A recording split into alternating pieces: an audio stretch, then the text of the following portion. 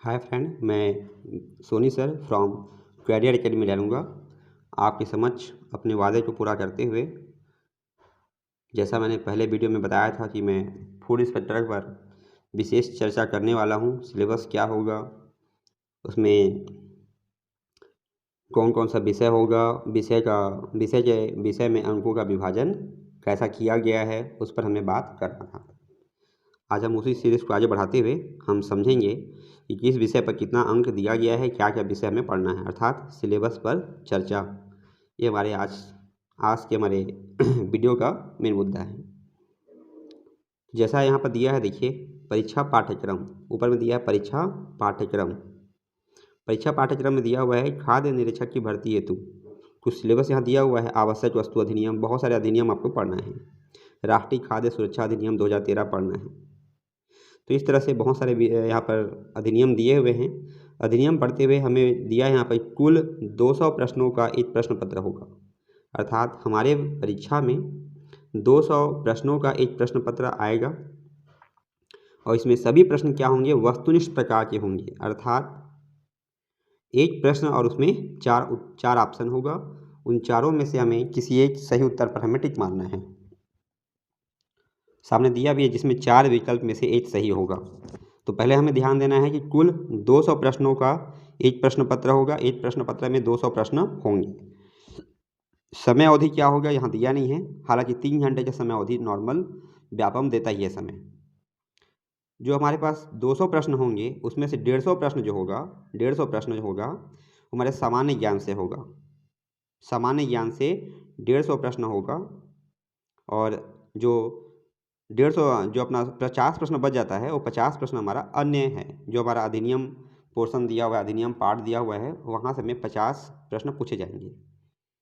और जहाँ तक मैं समझ पा रहा हूँ, एक प्रश्न पर हमें 1 नंबर दिया जा रहा है, 1 अंक दिया जा रहा है।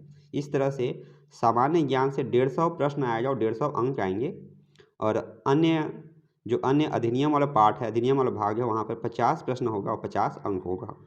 इस तरह से टोटल होता है हमारा यहाँ पर 200 अंक। 200 अंक यहाँ हो रहा है और कुल 200 प्रश्न यहाँ पर होंगे, अर्थात एक प्रश्न पर आपको 1 अंक दिया जा रहा है। अब हम ये जो 200 प्रश्न हैं, इन 200 प्रश्नों पर हम चर्चा करेंगे। जैसा आप देख पा रहे हैं, सामान्य ज्ञान 150 अंक। सामान्य ज्ञान में हमें क्या पढ़ना है, गणित है, विज्ञान है, भूगोल है, भारतीय इतिहास, भारतीय अर्थव्यवस्था है, भारतीय संविधान है, छत्तीसगढ़ राज्य से संबंधित जानकारी है। सेकेंड, वर्तमान की समसामयिक घटनाएं, अर्थात समसामयिक घटना में हमें पढ़ना है करंट अफेयर के बारे में हमें पढ़ना होगा। और जहाँ तक इसमें सामान्य ज्ञान की बात है, इसमें राष्ट्रीय, अंतर्राष्ट्रीय और साथ ही साथ छत्तीसगढ़ राज्य से संबंधित जानकारी दिया है। तो छत्तीसगढ़ के भी करंट अफेयर आपको पढ़ना होगा। तीनों करंट अफेयर हमें पढ़ना होगा। समसामयिक घटना में हमें तीनों पढ़ना होगा, राष्ट्रीय, अंतर्राष्ट्रीय और आपका छत्तीसगढ़ संबंधी करंट अफेयर। इसके साथ ही यदि हम नीचे बात करें, जो अधिनियम वाला पोर्शन दिया है, तो बहुत सारा दिया है अधिनियम। आवश्यक वस्तु अधिनियम 1955, उपभोक्ता संरक्षण अधिनियम 2019, इस तरह से बहुत सारे अधिनियम दिए हैं। हमें इन सभी अधिनियमों के बारे में जानना होगा, क्या क्या महत्वपूर्ण प्रावधान हैं, क्या क्या इसमें नया परिवर्तन हुआ है, क्या इनका उद्देश्य है और किस टाइप के प्रश्न आएंगे। ये सब को हमें जानने के बाद ही हमें तैयारी करना शुरू करना चाहिए, इन्हें जानते हुए। और जैसा आप यहाँ देख पा रहे हैं, परीक्षा निर्देश व्यापम द्वारा जारी परीक्षा निर्देश व्यापम की वेबसाइट दिया हुआ है यहाँ पर, और नीचे दिया है अपर संचालक। इसका मतलब है कि ये ऑफिशियल जो आपको सिलेबस दिया जा रहा है, एक ऑफिशियल सिलेबस है। और आपसे मेरा अनुरोध रहेगा कि जब भी आप कोई भी कंपटीशन की तैयारी कर रहे हैं, तो आप सबसे पहले ऑफिशियल जो वेबसाइट में, गवर्नमेंट की वेबसाइट में होता है, जैसे cgstate.gov.in लिखा हुआ है, तो वैसी जो मेन वेबसाइट होती है, वहाँ से सिलेबस आप निकालें और उसके आधार पर तैयारी करें। मार्केट के सिलेबस पर भरोसा ना करें। इस तरह से सिलेबस दिया हुआ है। फिर से मैं आपको रिव्यू कराता हूँ। कुल 200 प्रश्न होंगे, जिसमें से 200 अंक यहाँ दिया हुआ है। 150 अंक का सामान्य ज्ञान होगा, 50 अंक का अन्य अधिनियम है वो होगा। तो 150 और 50 कितना हो जाए, 200 अंक। 200 अंक और 200 प्रश्न, अर्थात एक प्रश्न पर 1 अंक होगा। और व्यापम का परीक्षा है तो 1/4 माइनस मार्किंग होगा, 1/4 माइनस मार्किंग का भी प्रावधान है।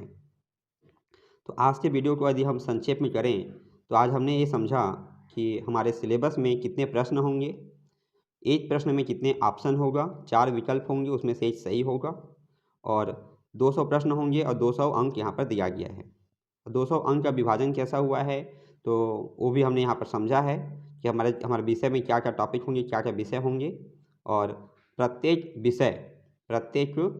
विषय पर जो अंक होता है यहाँ पर दिया नहीं है, स्पष्ट नहीं दिया हुआ है आपको, प्रत्येक विषय पर स्पष्ट अंक नहीं दिया है कि गणित पे कितने नंबर होगा, विज्ञान में क्या नंबर होगा। इसका मैं एक नया वीडियो लाने वाला हूँ जिसमें पूरा एनालिसिस दिया हुआ है कि गणित में भी कितने अंक हैं, विज्ञान में भी कितने अंक हैं, पूर्व वर्ष में जो परीक्षा हुआ है उस आधार पर एनालिसिस किया गया है कि 2013 और 2017 में 2 बार परीक्षा हुआ, उस आधार पर एनालिसिस किया गया है कि कौन से विषय से कितना अंक है, यहाँ पर स्पष्ट नहीं दिया है।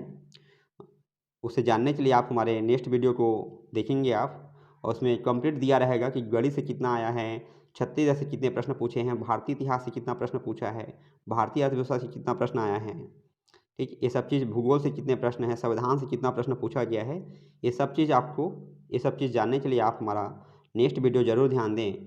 और नेक्स्ट वीडियो की आपको सूचना प्राप्त हो, इसके लिए आप हमारे चैनल को लाइक करें, सब्सक्राइब करें और शेयर भी करें।